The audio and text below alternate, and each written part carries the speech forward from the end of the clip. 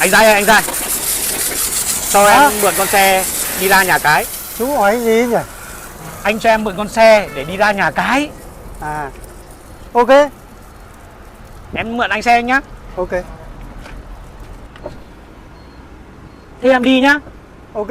Giấy tờ tôi để trong cốp nhá. Ok anh, ok anh. Đi cẩn thận nhá. Đi cẩn thận nhá.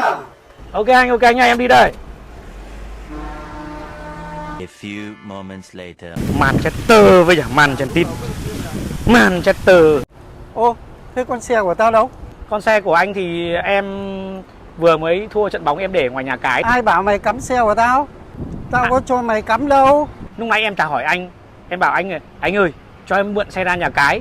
Anh đồng ý rồi đây. Lúc nãy anh còn bảo em là giấy tờ ở trong cốp. Còn bảo em là đi cẩn thận nhá. Đi cẩn thận nhá. Thôi bỏ mẹ rồi.